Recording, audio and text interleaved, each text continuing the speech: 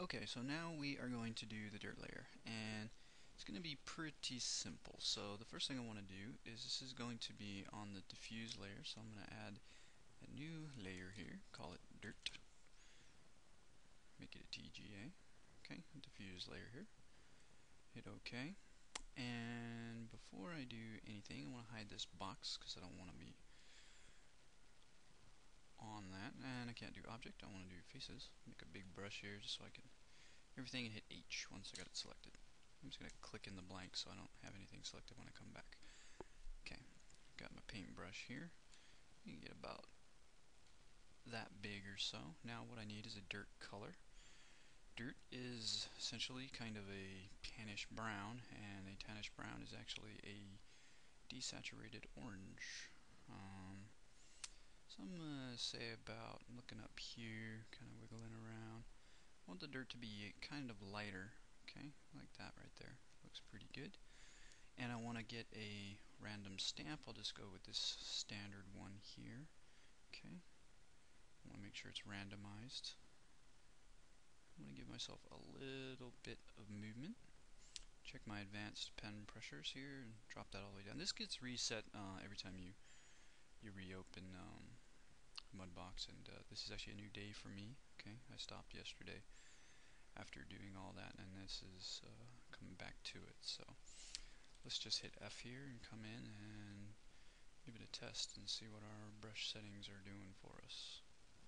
And it's looking okay. I think it's looking okay. Let me go to smooth shading, turn that off. Let's go to flat lighting here. It's just going to make it a little bit easier to see, and what I can do is I can actually hide that and bring in my wireframe.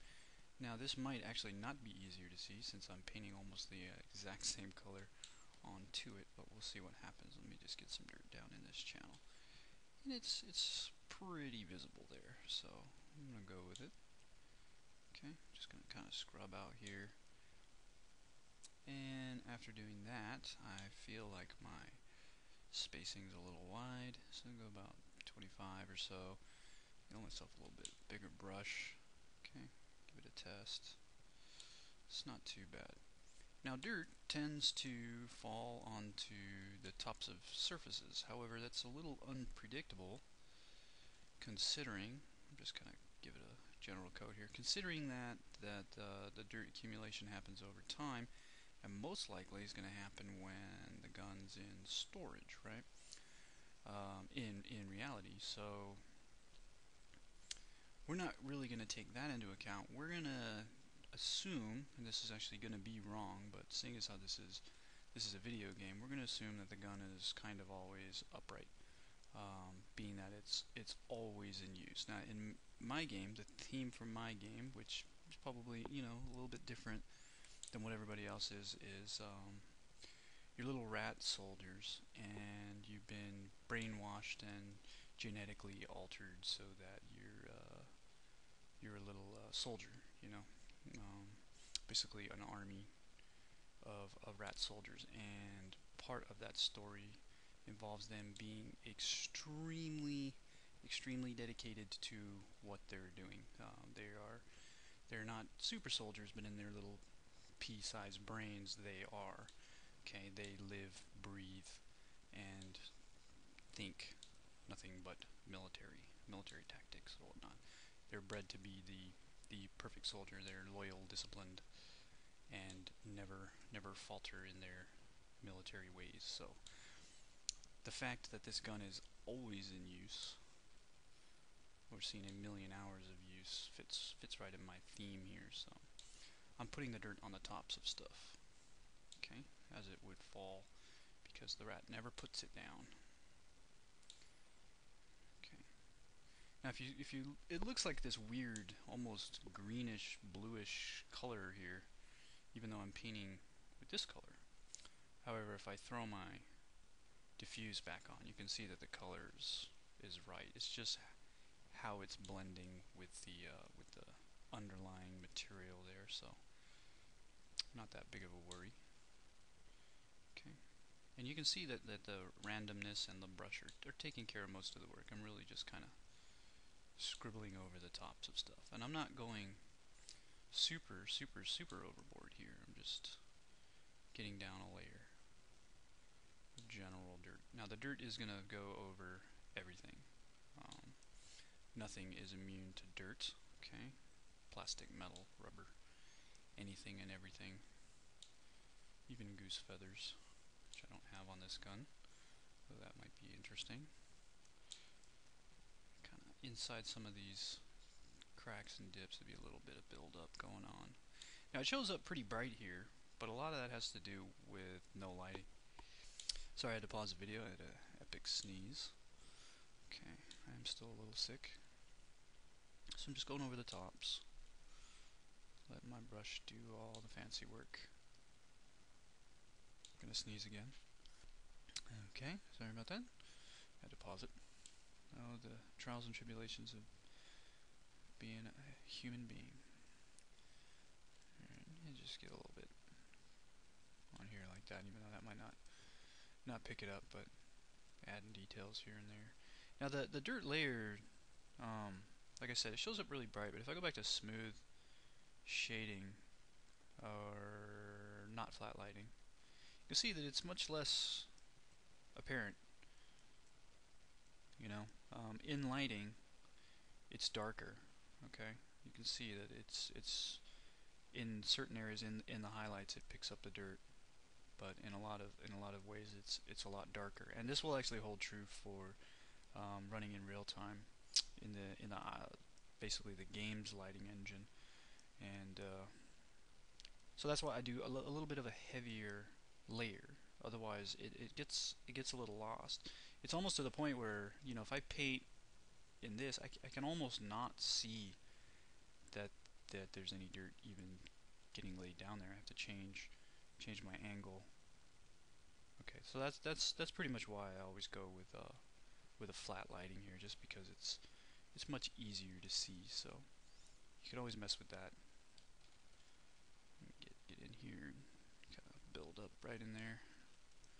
I could shrink my brush, and I can vary my pressure.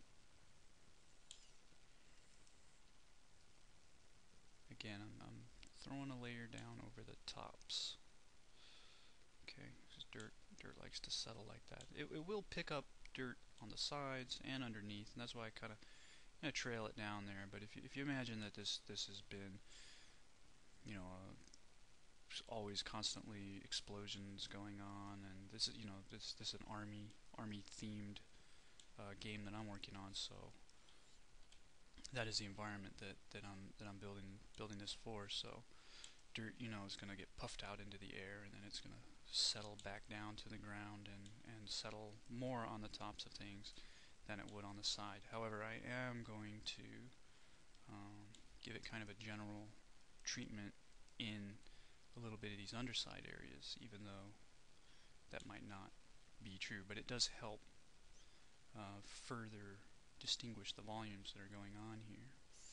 So it's almost like thinking about the direction of the normals in the Z here would be I've seen some plugins and things that you can run to layer dirt on stuff only on the tops of things, but that's kind of what I'm simulating here.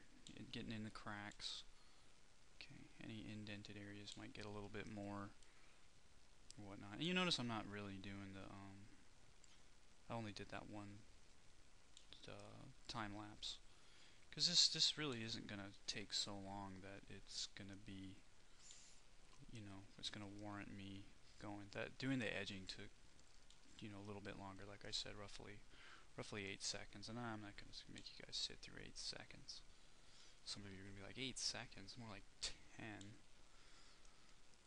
So keep going here. Just kind of get real light here, so there's a little bit of fall off in that dirt.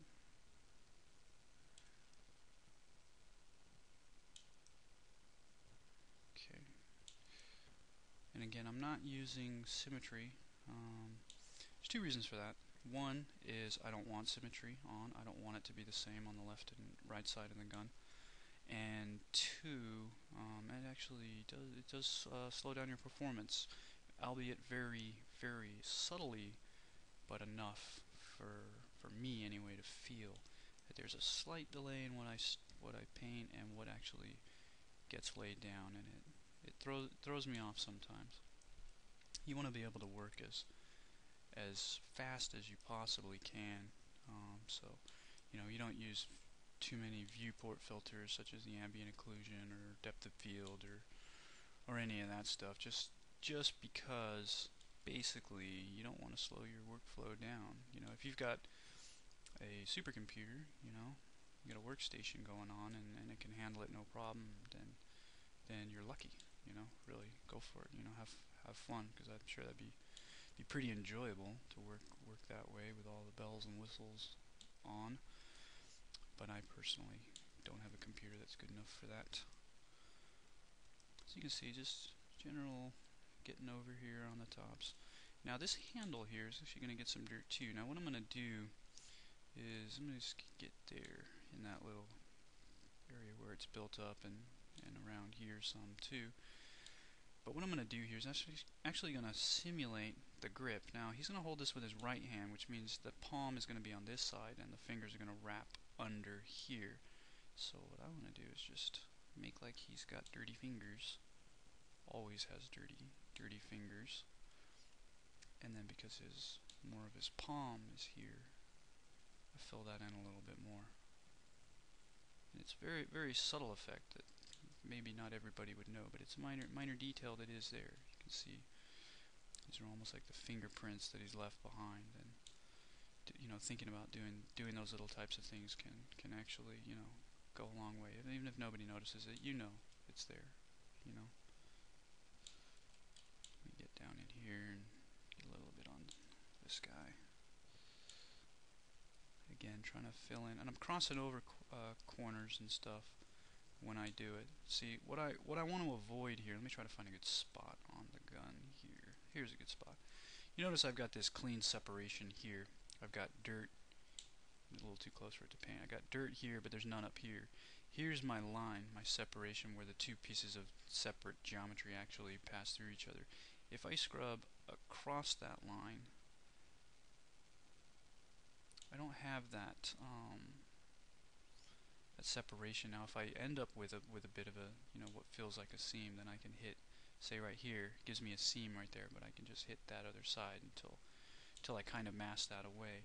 And really that is actually one of the main reasons that we want to, as 3D artists, paint directly on our models, because we can paint across these gaps, and it now feels less like a 3D computer generated asset than it does an actual object, because dirt is built up in the right locations. If you painted this in Photoshop on the UV tiles, just on the UV tiles, or even directly, here in Mudbox, you just did it directly on the flattened out version of the gun, you're going to have breaks and seams. If I paint it, I could paint the edge of the barrel here, but this big polygon that's separated on the front here is not going to have that ring of dirt going around it. If I scrub across like this, then I automatically anchor these two pieces together. I connect them, and it's not even a subtle thing. It's hugely important. Like I said, it's the whole reason. And 10 years ago, before we had any of these cool tools, this kind of thing, you had to paint it, and you had to load the texture onto the model, and you had to look at it and say, okay, well, I wanted to kind of connect that, so let me go back and fix the paint on the flat template, and then now I got to fix it again, and in the end you always have parts it was just took too long to do, so you said forget it. And you can make it look good, but not as good as what you can do when you're literally slapping your paint down directly on the surface, because like I said, you anchor and you avoid seams. I showed you the UV layout of this gun, and it's a nightmare. I mean, it's you paint on this, what is that? Where is this piece on the gun? I don't know, you know, I don't remember, somewhere, okay? Same thing here, you know. You could paint this in Photoshop just like this, you know, but you can see where my paint lays down over here, there's a piece that this is connected to, where the other side of that is exactly the same thing and it continues. Try to do that here, or do that in Photoshop, it's impossible. So that's why 3D paint is so wonderful and so important to doing this stuff. You know, we're in the, we're in the next generation here, and this, next gen games, if you look, they don't, you can find seams on some games and stuff like that, and you can certainly find some games that the quality of the art is a lot better than other projects, and it's huge balance between the artists that they have working on it, their experience and their skill level, their artistic talent, their attention to detail, plus the tools that they have available to them, or the ones that they decide to use. And if you look, more and more and more and more in today's AAA titles, that you start seeing seamless texture work. And whether or not they do it like this, by hand. I like to do it by hand. Just because I get a sense of pride out of it. I get a sense of accomplishment. I'm not throwing down photos. I do use photo reference here and there, and every once in a while I will pull in a photo stencil. However, I don't. I like to do it like this. Originally an illustrator, and I drew everything from my head, avoided copying or tracing or anything like that. I never trace anything, and I get a lot of pride out of that, even if it doesn't come out that great or as good as somebody else that drew something from reference, And this, hand painting stuff like this, while this is digital, and I got all these tools, and kind of cheats, if Michelangelo or Rembrandt saw this, they'd either scoff at it, or they'd be so excited about it that they would never stop using it. It's hard to say, you know. Picasso or any of those guys would, I'd like to imagine that they'd be pretty jealous. I'm jealous. I wish that this stuff came out when I was 10. I mean, if I had this when I was 10, just thinking about it is ridiculous. It makes me mad, to be honest with you. But that's how the world works, right? Progress. I'm almost 40 years old now, which is weird to me, but hey, at least the tools eventually came out, so, and now I have them.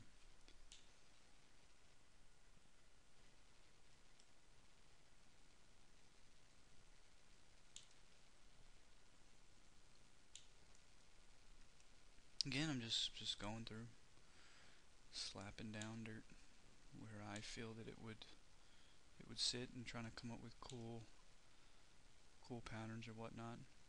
Put a little extra on the tip of the barrel here, just so I can picture a scenario. Sometimes when I'm doing this, I actually picture, like a movie, like, or I don't have any real world experience. I've never been in the military or anything like that, but I've seen lots of stuff in media, and my brother's in the military, and he tells me all about stuff and whatnot. I don't claim to be any kind of hero, took my path in life. Everybody else took theirs, but I've seen thousands and thousands of bits of reference of movies and other games and photos and videos, and I have some weapons myself, some firearms. I have a 9mm and a 30-06 and a couple 22s and compound bow and things like that, just for sport and fun. I don't hunt or anything, although I kind of want to, but I have issues with hurting animals. Not big on that. Some animals I have less sympathy for than others, which is wrong of me. You know, like a chicken. For some reason I couldn't care less about a chicken. They're stupid birds. I'm sure I know there's people out there that love chickens, and I apologize if I've offended you, but it came down to a chicken or a dog, you know, I gotta side with the dog here. Or even the deer, you know, four-legged animal with emotions and feelings and things like that. But, I mean, I'm getting way off the point. Unfortunately, there's really not a lot for me to say while I'm actually doing this, but kind of ramble on. Most of the time when I'm doing this, I just I listen to music. And that's what you should do too. Or chat with somebody, while you're doing it or whatever. It really doesn't take all of your concentration, though you do want to be concentrating on it in a quiet work environment, free of major distractions goes a long way. If you're constantly being, you know, interrupted or whatever, can slow things down. But we've got to worry about the other people in our lives too. So just take as much time as you can or need. And again, I'm just filling in some of these cracks and whatnot. Trying not to go extremely overboard. I'm trying to localize it so it looks like it's got a purpose and a theme. Okay, it's filling in some of these dents and cracks where it's pulled up, where the user hasn't been able to actually clean it that much. And, a real professional or aficionado or soldier spends regular times servicing and cleaning their weapons because it's their lifeline. So however, if you imagine that same person is always doesn't have a break to use it to do that, there is no downtime to clean it. It's going to be really, really, really filthy, and that's my theme. Okay, is that these little soldiers are so heavily involved in what they're doing and so dedicated to it that they don't have any time for anything else. They're always fighting or training, mostly training. The game will actually will put the players in various training situations. However, partway through the game, when you graduate from that training phase, you're actually going to be presented with a real emergency, basically. This is not a drill kind of situation that you'll have to handle and use all of your training to solve it. And the story's kind of funny in a way. This scientist he's been working since the Cold War, or whatever, World War II or whatever.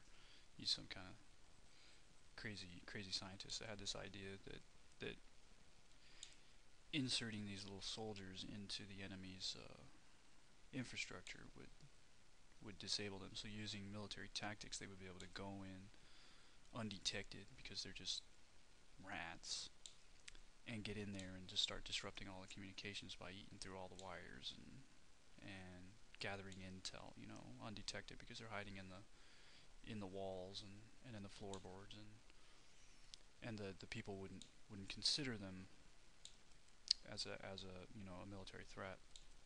So that's the point of the program, to generate these little rat soldiers, turn them into have human minds or whatnot. And okay, that's my warning for wireless signal. So basically, this guy's been working on this in his house for 50, 60 years. He's an old man now. I have him modeled actually, and he's present in the game in some parts of it. He actually, during some of the experiments, he's standing over you like a big giant, taking notes on your performance. while you run around in a cage, you know. And but across the street, there's an enemy spy scientist that's basically copying what you're doing, but he's the evil guy, and so he's developing the same type of thing, except his is more, you know, evil. And what's more evil than the Germans during World War II, right? The Nazis. So he's basically a Nazi, and he's making little Nazi rats. And so eventually, you know, once you progress to a certain phase of the game, you're gonna have to fight against an actual enemy, not training against your buddies in war games and things like that. It's all gonna be multiplayer and whatnot. So what I want to do here is actually I want to get into this barrel, and it's gonna, if I try to, let me just show you here real quick. If I try to paint here, I can hit this and then I hit this, and then if you look, there's actually a gap. It might be hard to detect right here on the barrel. I'd have to keep fiddling with my angle and turning it and whatnot, so it's just going to be easier for me to hide this. So I just come over here to select the move tools, go to faces, grab a huge brush, and just scrub across it and hit H. Now you can hit the barrel nice and easy. Okay, so sometimes you want to, let me shrink my brush back down. Hide parts. If you need to get into something or under something, just feel free to hide geometry, bring it back, no problem.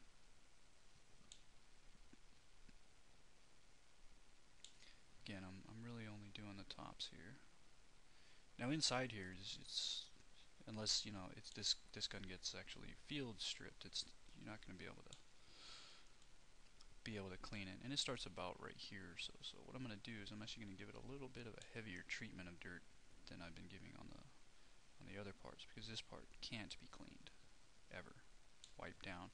And you got to remember too that just picking up something that's dirty can actually, in a way, clean it, because the dirt transfers to your hands or to your clothes as it gets rubbed and whatnot. And I'll get a little down here.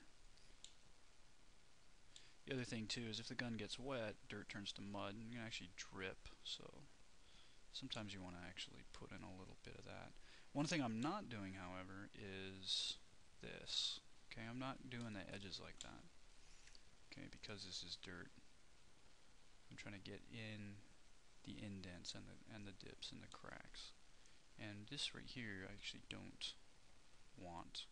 So I'm going to hit 6 to get my erase. I'm just going to erase that. Okay, I'm going to hit 1 again.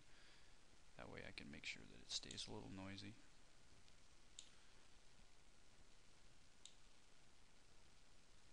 So all these areas that are hooked in and under are all taking a dirt treatment, and it's actually pretty okay so far. The other thing though I gotta remember is that this lays flat. I flipped it up so I could get under here and paint, because you do see this during the animation, and that's why I'm spending effort. If I wasn't doing if this was just like a static model that was hanging on the wall or something, I wouldn't have this be able to be open. So I wouldn't even really have the geometry in here, let alone worrying about painting it, but it is going to open. So, and because this is a really wide, broad surface, I'm going to actually use a really large brush here to get kind of more of a global type of dirt layer going on there, like that. Okay. Again, keeping in mind that it does get drowned out in lighting situations. Okay. You can see I got these weird artifacts when I actually go to paint, and to get rid of them, all you really got to do is just kind of turn your camera just by holding Alt and left clicking, dragging a little bit. So if you get those, there's actually a fix for that. You go in and change some environment variables in your operating system, but not only do I not like doing that, it didn't work.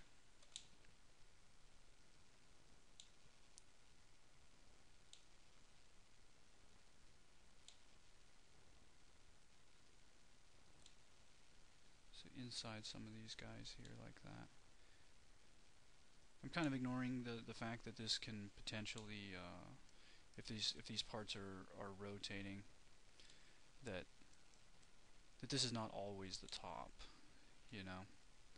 This is not always the top surface. If this gets turned, then that's the top, but I'm not animating that getting turned.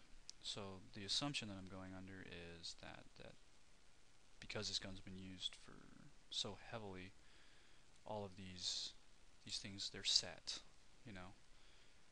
The rat or the character, whoever your character is, has dialed that setting in. It's exactly how he likes it, and it's been that way for months or years or long enough so that it doesn't need adjusting anymore. Because, you know, if you do a lot of shooting, like I like to do, go to the range, eventually you do dial in, you know. Now the recoil and the shock of the gun going off in reality does does cause some of these things to turn, you know, like typical loosening of a screw in an engine bay, you know, because the engine's vibrating, that screw's vibrating, and it just slowly over time works itself loose. You know, you had that on your bike as a little kid, you know.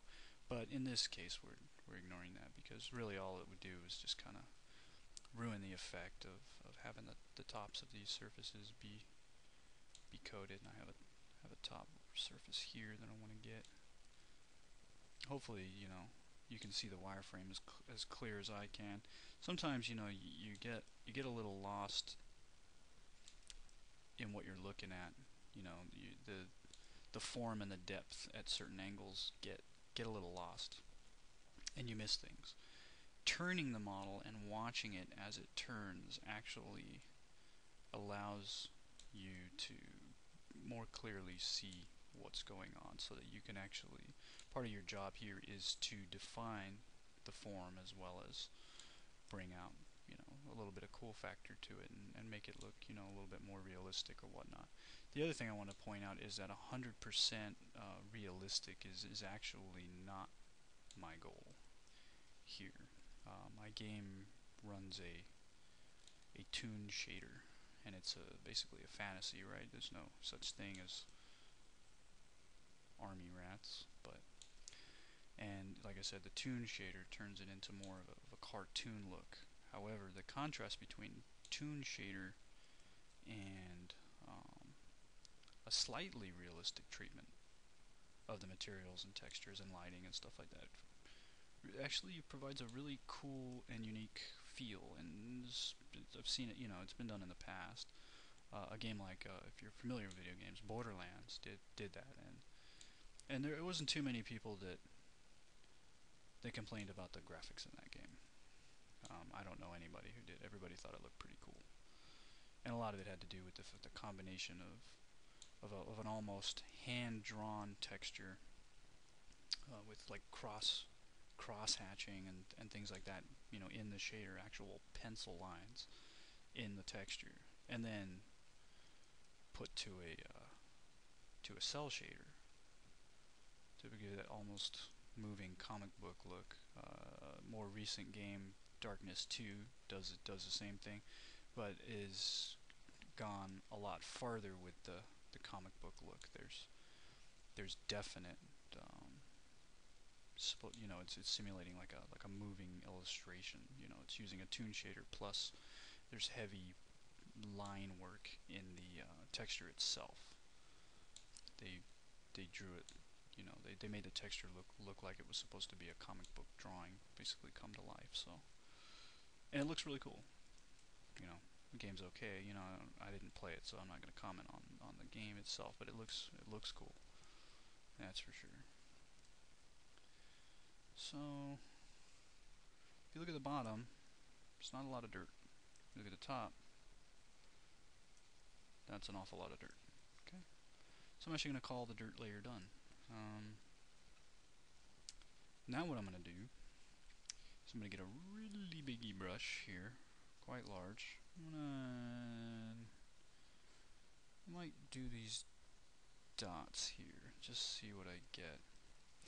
Sometimes you gotta experiment. There we go. Now I'm just gonna kind of really lightly here This might be hard to see, but I'm just putting down this real light layer of almost like a dust, just so that there's kind of a, and from this view I can't even see that it's happening. It's slightly getting more tan on me. That's about it. The fact that it's not so visible, even in this lighting condition where the dirt is obviously a lot more visible, is actually kind of my goal here. I want it to be pretty subtle. Just an overall complete dust layer. And I'm really have no care in the world doing this. I am just here. I'm going to go a little heavier on that. You can actually hopefully you can see that it's actually showing up there, but I have a very light pressure, very light, barely touching the pen tablet to the surface, and you can see that if I go really dark, that's what I get. Okay, if I go really light, not only is my brush a little bit smaller, but it's barely dropping, 3 to 5 to 10% paint compared to 100%. Okay, so what I'm trying to do is just give it an overall dusting. Will help just slightly break up that very flat gray, which is a dark gray. And again, my weapon is not fully black in the base color. It'll look black in the game. I have a raging thunderstorm going on right now. With that, I'm going to make sure that I save, and save often. And the other thing I'm going to want to do is, because I'm thinking I might lose power, is cut this video pretty quick here, get it saved, and then just pick it up. And then I'll just put them together, whether or not I put it in a separate part or whatnot. I try to keep my videos at about an hour each. Some people do them, 15-20 minutes each, and there's 75 parts to the video, and that's one way of doing it. But I like doing that. I like to have as few parts as possible, but at the same time, I don't want each part to be so long that trying to go through that and find a spot where you want to review something or whatnot. If you're watching, tutorial videos or anything, they get kind of, the video's so long you can't find it on the timeline. Then you got to wait for this really long video to cache or whatever. And the storm outside is literally going crazy. Torrential downpour. Lots of thunder and lightning. It's actually pretty cool looking. The other reason I want to stop this pretty quick is so I can go and watch it. I'm a huge fan of Mother Nature. So I'm just going to continue getting the rest of this dusting. Just trying to rush through it a little bit.